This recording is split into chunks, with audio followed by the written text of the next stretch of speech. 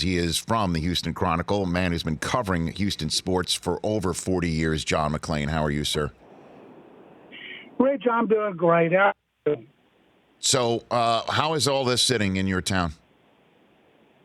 As you can imagine, we've got a dark cloud hovering over Houston. It's been that way since Sunday afternoon. And then, of course, while everyone was lamenting the blown 24-point lead by the Texans at Arrowhead Stadium, Rob Manfred hands down his decision.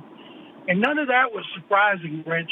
There's been a lot of speculation about Jeff Luhnow being suspended for a year, A.J. Hinch possibly for 6 months to a year, and we all knew they'd take away high draft picks and find owner Jim Crane. But what was a double knockout punch was when the owner, Jim Crane, fired A.J. Hinch and Jeff Luhnow. Hinch is an incredibly popular manager.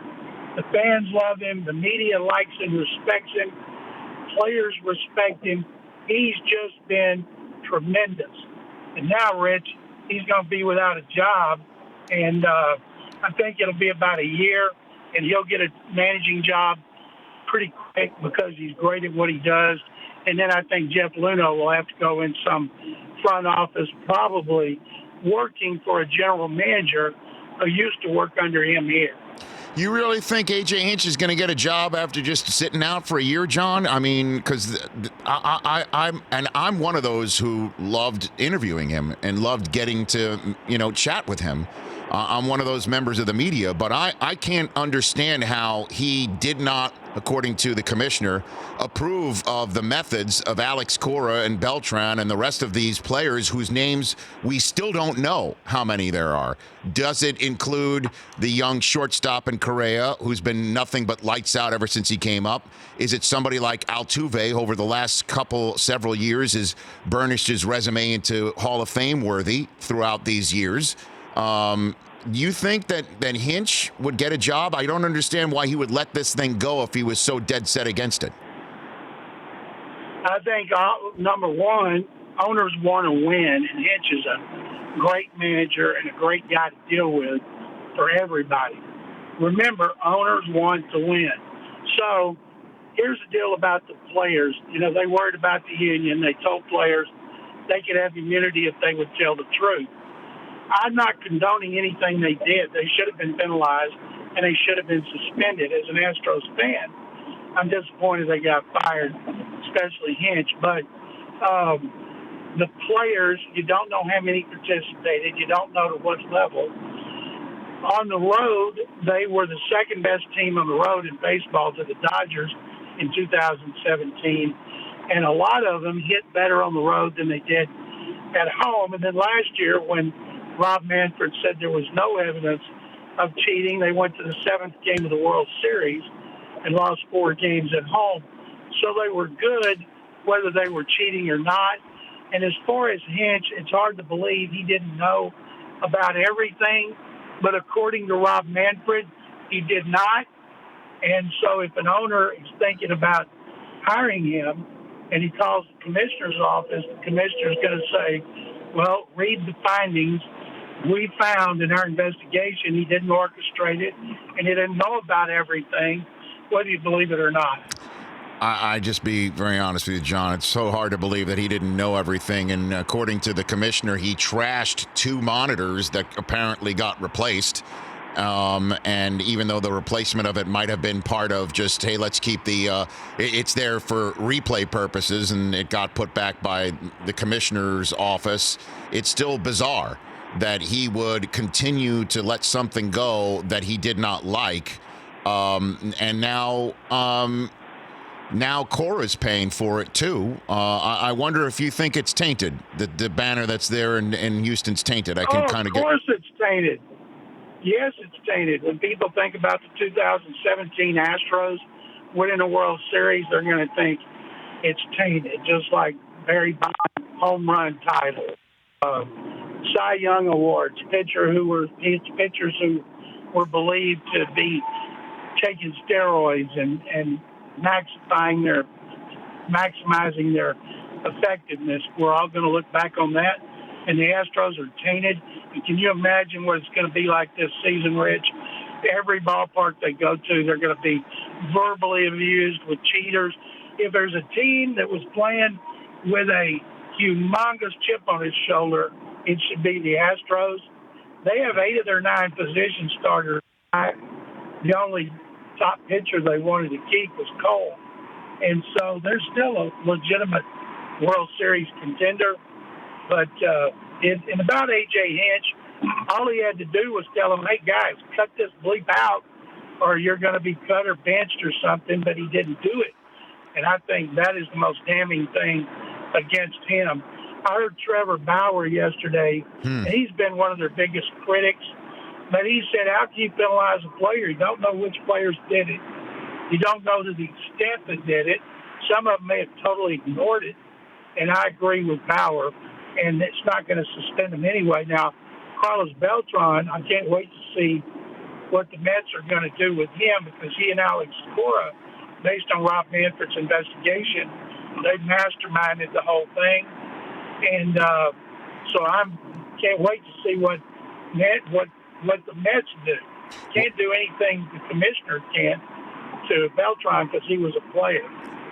But John McClain of the Houston Chronicle here on the Rich Eisen Show. As I started the show, of all the players that didn't get named, we don't know, as you point out, how many players that were in on this that did not get named. One did get named, and his name is Carlos Beltran, which to me is a bright neon sign by the commissioner to be sent over Queens, New York to essentially say, do something about this. That's the way I took that to mean, John. And I'm guessing right now they're meeting and they're trying to decide what they want to do. I'm guessing to fall in line with the Astros and the Red Sox that they will fire Carlos Beltran even before he started. And I just think because they're going to step in line and do the same thing. And Jessica Mendoza of ESPN was on ESPN Radio today and giving voice to what's a lot of folks are beginning to say is that Mike Fiers should have kept his mouth shut. And he broke a code by talking about this to The Athletic. How was Fiers in that clubhouse? Was he liked? Was he disliked? I mean, what can you tell me about that, I never John? heard anything, Rich, I never heard anything negative about Fiers other than his pitching. And that's why they were so surprised that he did that story with Ken Rosenthal. I told my wife, I want you to buy every ticket to every A's game so we can make sure and be there when Fiers pitches, because he's not going to get a really warm welcome return because the fans will blame him, of course. And fans are so forgiving. They're going to, Right. A lot of people are talking tough about the Astros.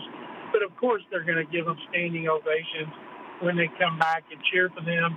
But it's going to be a lot of fun when Mike Fiers pitches against them for the first time. Okay, a few more minutes with John McClain of the Houston Chronicle. I believe he's driving around town during, once again, be careful. Both hands on the wheel, John. You got pulled over, like literally 5 years ago when you came on the show doing this. So be careful, okay, John?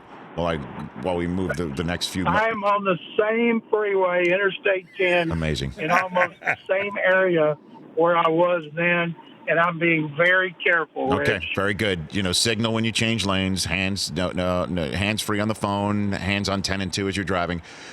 So I saw a tweet this weekend or on Monday amidst all of this that said the luckiest guy in Houston is Bill O'Brien because it's blown the Texans' a horrible loss off of radar screens and the sports headlines in Houston.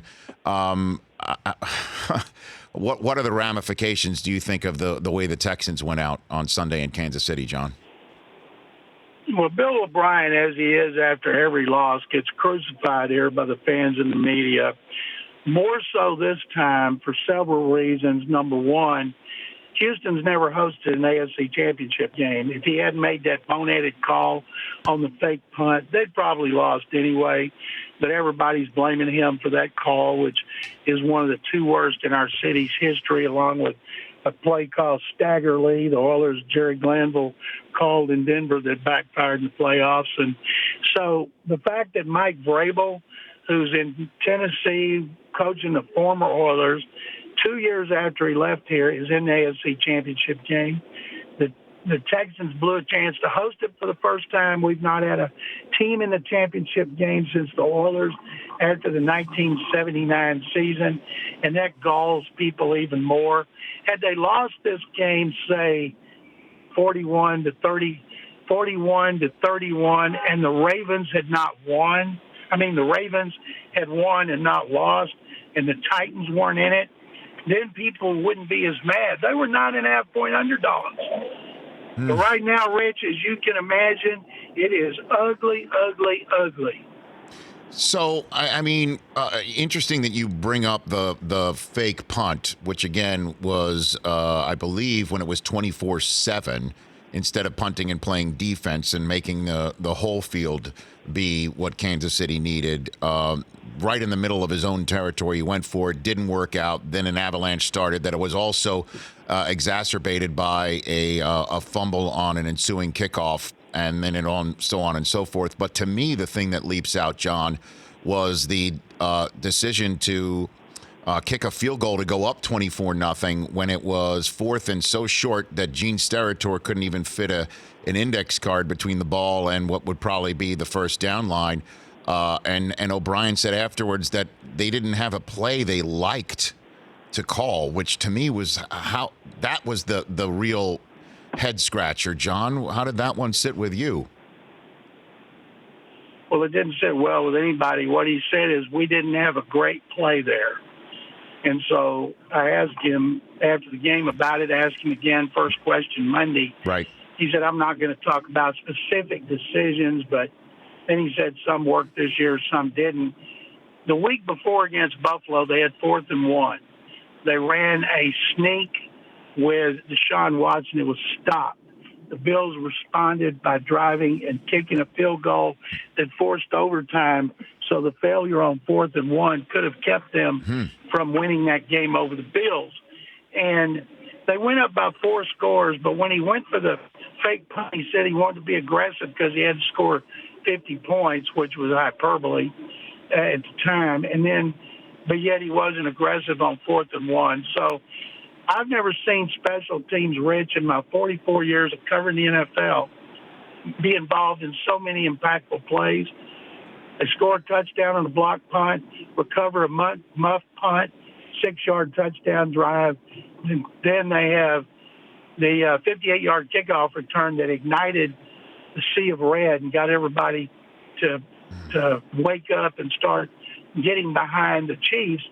That led to a touchdown. Then the fake punt led to a touchdown, and then a fumble on a kickoff return set up a touchdown. So that's 5 humongous plays by special teams. You never see that. So what's the ramifications? I mean, Deshaun Watson even said Bill O'Brien's the right guy for the job because I guess he is smart enough to sense what was coming or what was already brewing. There's no there, right, in Houston? No, Bill O'Brien's got 3 years left on the contract. He's a general manager without the title. He makes all the decisions, only answers to the McNairs, and there's a lot of talk about them hiring a general manager. Even if they did, O'Brien would still have all the power, and he's going to have the power as long as he's the head coach here. And people say, well, why wouldn't the McNairs fire him? And I'm sure their reasoning, without talking to them, would be, well, we've won the division 4 or 5 years. Yeah, we just won a second playoff game. We got to tweak the defense like we did the offense last year, and they need an overhaul on the defense, and they're not that far off. So I'm guessing that's what they're thinking, but people here are just livid that they're not firing O'Brien. Ask the poll question of John as we send him throughout the rest of the day there without any moving violations. Chris, what do you have over there? Hey, John, here's our poll today. Who needs to win this weekend the most? Aaron Rodgers, Jimmy Garoppolo, or Andy Reid? Andy Reid. Aaron Rodgers has won a Super Bowl. Jimmy Garoppolo's got plenty of time to win a Super Bowl. Andy Reid, who everybody loves. I mean, who doesn't like Andy Reid? This would be the greatest time for Andy to win a Super Bowl with Patrick Mahomes. And even though I'm a little partial to the Titans, I would love to see Andy win it, and I wish him the best of luck. 3 former Texans coaches are in this these last 4 games, the only one who's not is Andy Reid. Who are the 3 for those who don't know off the top of their head, John? Roll it. Matt LaFleur, Green Bay, and Kyle Shanahan, they were coaches under Gary Kubiak, who I interviewed this morning. I'm writing a column for tomorrow about them. And then, of course, Mike Vrabel worked for Bill O'Brien. So that's also very frustrating to fans to see 3 of the former assistants have a chance to go to the Super Bowl.